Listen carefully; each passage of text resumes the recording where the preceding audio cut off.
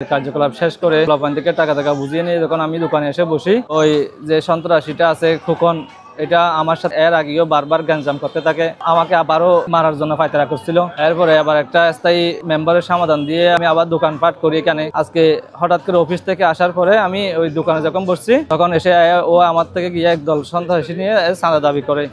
যখন চাঁদা দাবি করে আমি না দিতে অস্বীকৃতি জানালে ও আবার দোকান থেকে বের হয়ে 2-4-5 মিনিট পরে এর সঙ্গভঙ্গ নিয়ে এসে আমাকে অতর্কিতভাবে হামলা করার পরে আমাকে এক প্রকার গায়ে ধরে আমার জামা ধরে জামা ছিঁড়ে তছনছ করে দেয়।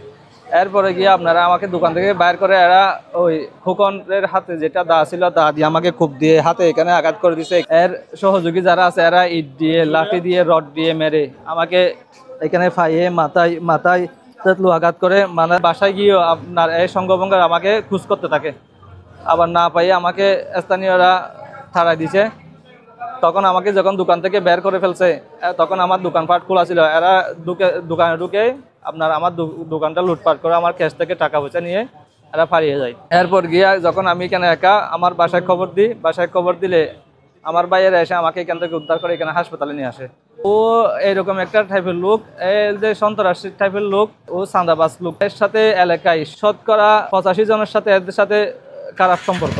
এর আগেও চাঁদাবাজি মামলা, নারী নির্যাতন মামলা সহ আরো 2-3টা মামলারও আসামি। আমাকে যারা চুরাইতে আসছিল এদেরও দাঁড় খুব পরে এক স্থানীয় লোকজনের হান একটা কেটে গেছে। এরা স্থানীয় মেরে রক্তাক্ত করে দিচ্ছে। একজন হচ্ছে খোকন, আরেকজন হচ্ছে মনিয়া, আরেকজন হচ্ছে তোফাইল, আরেকজন হচ্ছে নুরুল হক।